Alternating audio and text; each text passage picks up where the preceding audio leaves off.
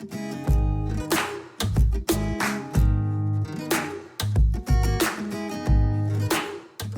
Students, क्या हाल चाल आप सब लोगों के।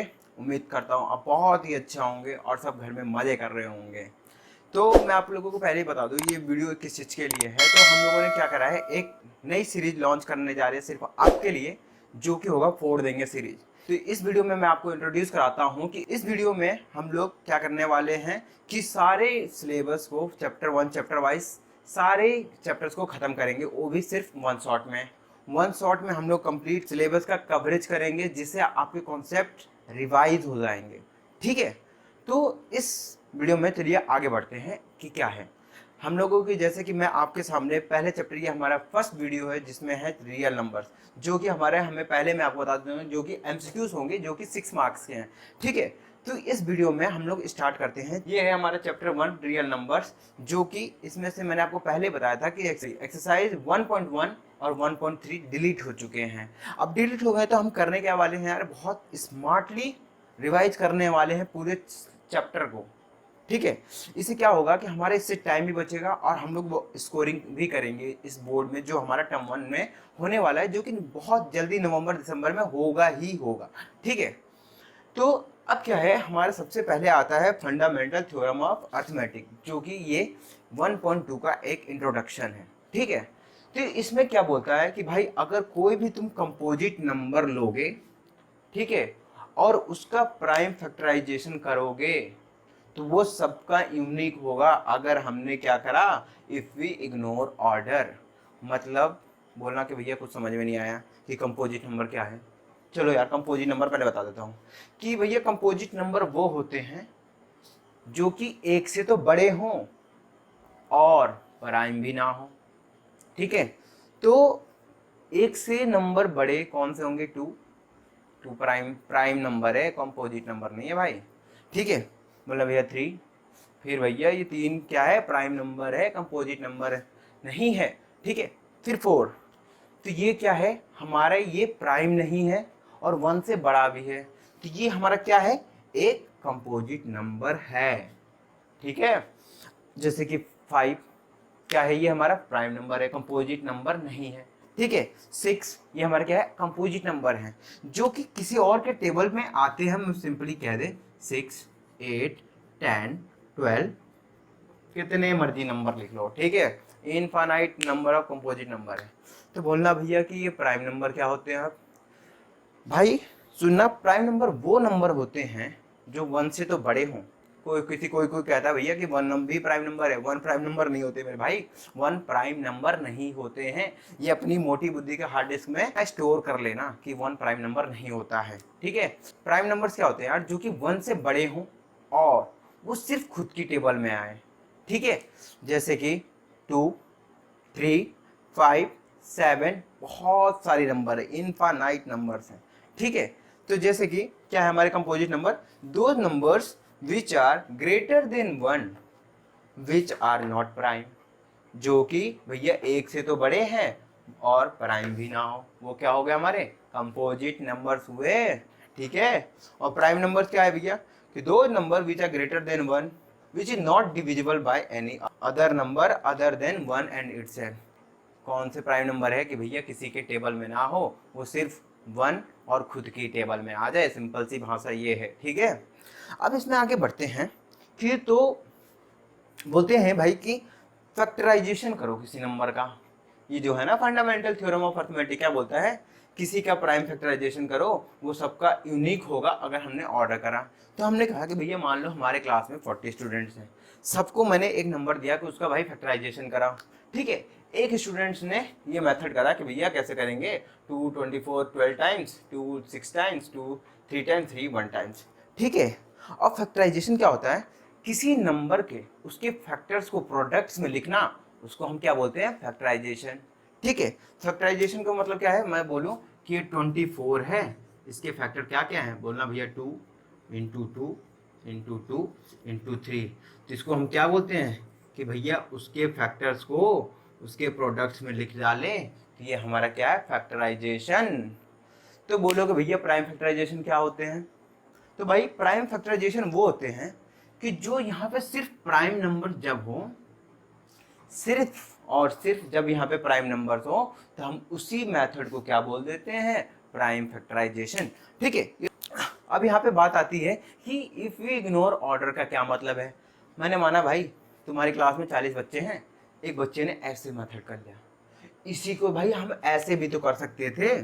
किसी ने मान लो कर रहा 3 8 जा 24, 2 3 2 4 जा 8, 2 2 जा एंड 2 1 जा, ऐसे भी तो लिख सकता है भाई। 24 के फैक्टर्स को कैसे लिखा है इसने, 3 इंटू 2 इंटू 2 इंटू 2, ऐसे भी तो लिख डाला। ये तो बोलेगा भैया ये तो अलग गलत हो गया, ठीक है, यहाँ तो 3 पहले आ रहा है, यहाँ बाद में आ रहा है।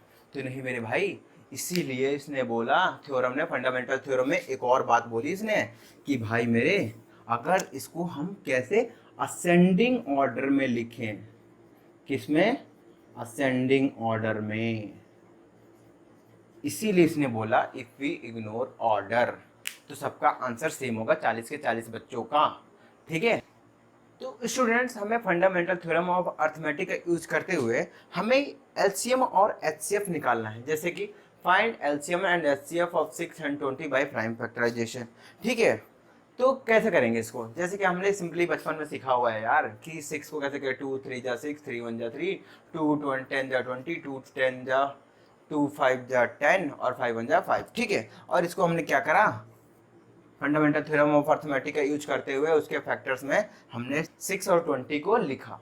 ठीक है, अब इसमें जो कॉमन फैक्टर्स हैं जैसे कि 2, और ये हाईएस्ट भी है। ठीक है, 2 क्या है, कॉमन भी है और हाईएस्ट भी है, इसीलिए ये हमारा एचसीएफ बन गया। एचसीएफ ऑफ 6 और 20 का क्या हो गया, 2, और एलसीएम 6 और 20 का क्या हो गया, एक तो कॉमन तो हम लिखेंगे ही 2, और जो बाकी के बच गए 3 2 और 5, तो क्या हो गया हमारा 60। लेकिन हमें ये नहीं पढ़ना था। ठीक है, तो हमें ये तो बहुत छोटी सी चीज़ थी, हमें क्या पढ़ना है कि मान लो कि भैया कोई 2 पॉजिटिव इंटीजर हो, मान लिया हमने लेट ए एंड बी, हमने कह दिया लेट से ए एंड बी। ठीक है, वो क्या कहता है, अगर हम उन दोनों नंबर्स को मल्टीप्लाई करें, उन नंबर्स को ए एंड बी को मल्टीप्लाई करें तो किसके इक्वल्स टू होगा, उस एचसीएफ, उस 2 नंबर का एचसीएफ इंटू उन 2 नंबर का एलसीएम। तो बोलना कुछ भैया बात समझ में नहीं आ रही है, प्रूफ करके दिखाओ, आ जाओ यार। तो ये क्या, हमने नंबर लिया था 6 और 20, हमने क्या करा, ए को मान लिया 6, बी को मान लिया 20। अब भाई एचसीएफ ए कॉमा बी क्या आया था हमारा, HCF of A comma B क्या आया था, 2, हमने लिखा ले भाई 2, और एलसीएम 6,20 का क्या आया था हमारा 60, हमने कहा ले भाई 60। तो क्या L H S equals to R H S हो रहा है कि नहीं हो रहा, L H S equals to R H S, मतलब कि एक ये हमारा फॉर्मूला टाइप बन गया। ठीक है, और ये बात ध्यान रखना है ये सिर्फ 2 नंबर के लिए है। ठीक है, सिर्फ ये 2 नंबर के लिए है, ये नहीं कि भैया ले लिया हमने 6 10 18 इनका ये फॉर्मूला लगा भैया ये तो गलत आ रहा है। ठीक है, तो ऐसे नहीं, ये सिर्फ 2 नंबर के लिए है। 3 नंबर का भी है लेकिन वो बहुत लंबा प्रोसेस है उसमें। ठीक है, उसमें LCM A B, HCF A B, HCF B A, ये करना पड़ता है, लेकिन है वो भी मेथड। ठीक है, वो तुम्हारे आउट ऑफ सिलेबस है तो सिलेबस आउट ही रहने दो। ठीक है, अब आते हैं तो स्टूडेंट अगला टॉपिक आता है हमारा क्या, rational number and their decimal expansion, कि भैया रैशनल नंबर के डेसिमल एक्सपेंशन कैसे और क्या क्या हो सकते हैं। तो भाई पहले बात सुन लो, सबसे पहले हमारा मैथ का किंग है 10th तक रियल नंबर। ठीक है, रियल नंबर में विथ डेसिमल और विदाउट डेसिमल में हम लोग क्या डिफ्रेंशिएट कर सकते हैं। विथ डेसिमल में कौन कौन से आते हैं, मतलब मान लो किसी ने एक खत्म हो गया, ठीक है, खत्म हो गया उसको हम क्या बोलते हैं, टर्मिनेटिंग। जो खत्म भी नहीं हो रहा लेकिन भैया वो बार बार रिपीट कर रहा है, जैसे 2 3 2 3 2 3 बार बार आ रहा है, उसको क्या बोलते हैं हमने, नॉन टर्मिनेटिंग रिपीटिंग। और एक भाई कुछ भी अपने मजे में आ रहा है, ठीक है, तो कुछ भी आ रहा है 1.23 तो इसको हम क्या बोलते हैं, नॉन टर्मिनेटिंग नॉन रिपीटिंग। और जो वही जो होता है हमारा क्या होता है, ये इरेशनल नंबर होते हैं, और ये जो होते हैं हमारे क्या होते हैं, रैशनल नंबर। ठीक है, रैशनल नंबर्स को हम लोग पी बाई क्यू के फॉर्म में दिखा सकते हैं, रिप्रेजेंट कर सकते हैं। ठीक है, लेकिन इरेशनल नंबर को पी बाई क्यू के फॉर्म में नहीं दिखा सकते।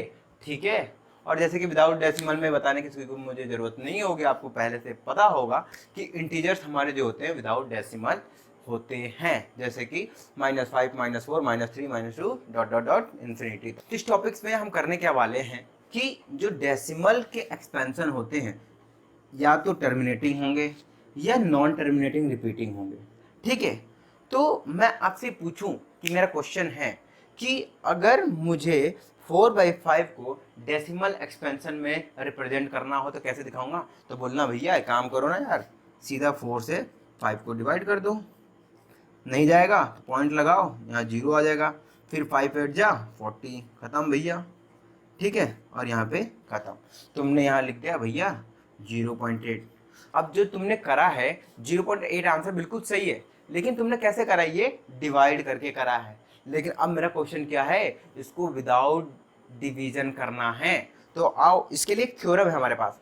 तो स्टूडेंट्स, हमारा थ्योरम क्या है कि कहता है कि कोई भी रैशनल को हम लोग p/q के फॉर्म में क्या रिप्रेजेंट कर सकते हैं? अगर कर सकते हैं तो उसका डेसिमल एक्सपेंशन अगर टर्मिनेटिंग होगा, इफ अगर उस रैशनल नंबर का डिनोमिनेटर्स की फैक्टर्स हमारे 2 की पावर m इंटू 5 पावर की n में होगा। तो इसका मतलब कि जो भी, जैसे कि हमारा पे ये था क्वेश्चन 4/5, इसका डिनोमिनेटर जब 5 था उसके फैक्टर्स क्या क्या थे?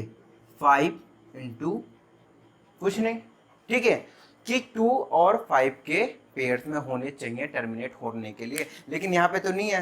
लेकिन एक बात सुनो मेरे भाई, कि अगर 2 की पावर 0 होगा तो क्या होगा? ये भी तो 1 होगा। ठीक है, ये मेरी पहली वीडियो है, 2 की पावर 0 इक्वल्स टू 1, पावर 0 के औकात। ठीक है, तो यहाँ पे क्या लिख सकता हूँ मैं? 2 की पावर 0। तो ये हमने इसको रिप्रेजेंट कर दिया है। इसका मतलब ये क्या है हमारा? टर्मिनेटिंग। और अगर ऐसा ना हुआ, मतलब कि डिनोमिनेटर है, अगर हम उसको 2 और 5 के पेयर्स में ना लिख पाएँ, पेयर्स का मतलब क्या है? उसके फैक्टर्स में ना लिख पाएँ, अगर और कुछ एक्स्ट्रा आ रहा है इसमें, यानी कि 7, तो ये हमारा क्या हो जाएगा? नॉन टर्मिनेटिंग रिपीटिंग होगा। ठीक है, आओ कुछ एग्जाम्पल से मैं आपको और बता देता हूँ, और ज़्यादा क्लियर होता है। ठीक है, तो स्टूडेंट, इन 3 एग्जाम्पल से आपके और ये कॉन्सेप्ट क्लियर हो जाएंगे। और क्या है, जैसे कि हमारा 3/8 है, मैं 8 को फैक्टर्स को मैं कैसे लिख सकता हूँ? 2 की पावर 3 लिख सकता हूँ। और उसके सामने मैंने क्या बोला था थ्योरम में कि 2 और 5 के फैक्टर्स होना जरूरी है। तो मैंने यहाँ पे मान लिया भाई कि 5 की पावर 0 है, जिसमें क्या है 5 की पावर 0 क्या हो जाएगी? हमारी 1 हो जाएगी। इसका मतलब ये क्या हो गया? हमारा ये टर्मिनेटिंग हो गया। ठीक है, अब जैसे कि एग्जांपल हमने दूसरा लिया 4/15। अब मैंने 15 के फैक्टर्स को तोड़ा 3 इंटू 15 में, 3 इंटू 5 में, सॉरी, मैंने 15 को फैक्टर्स तोड़ा 3 इंटू 5 में। तो मैंने क्या कहा था? थ्योरम क्या कहती है कि 2 और 5 के फैक्टर्स होना जरूरी है। तो मैंने 2 की पावर 0 लिखी, इसका मतलब 2 की पावर 0 इक्वल्स टू 1 हो जाएगा। और ये हमारा 3 एक्स्ट्रा बच गया यहाँ पे, तो ये हमारा नॉन टर्मिनेटिंग और नॉन रिपीटिंग हो जाएगा। ठीक है, वैसे ही तीसरा क्वेश्चन है 13/125। 125 के फैक्टर्स कैसे लिख सकते हैं? 5 की power 3, 5 into 5 into 5, 5 5 25, 25 into 5 equals to 125। ठीक है, अब इसमें क्या है? 2 की पावर 0 लिख सकता हूँ, जो कि इक्वल्स टू 1 होगा। 2 की पावर इक्वल्स टू 1, तो ये क्या हो जाएगा हमारा? और कुछ एक्स्ट्रा नहीं है, तो ये भी हमारा क्या? टर्मिनेटिंग हो जाएगा। ठीक है, इसी के साथ ये हमारा यहाँ पे होता है कंप्लीट चैप्टर का 1 शॉर्ट वीडियो। ठीक है, इस वीडियो के डिस्क्रिप्शन में आपको एक पीडीएफ मिलेगी, जो कि चैप्टर 1 रियल नंबर्स के एमसीक्यूज होंगे। उसको आपको क्या करना है? सॉल्व करना है हर एक क्वेश्चन, क्योंकि ये न्यू पैटर्न पे बेस्ड है। ठीक है, ये एमसीक्यू, सारे एमसीक्यू, जैसे कि 1 वर्ड आंसर हो गए, क्या एमसीक्यू मल्टीपल चॉइस क्वेश्चंस हो गए, हमारे असर्शन रीजनिंग हो गए, वो सारे क्वेश्चंस उसमें हैं। तो उसको आपको सॉल्व करना है। इसी के साथ स्टूडेंट, हम अपने नए वीडियो में मिलते हैं अपने नए चैप्टर के साथ।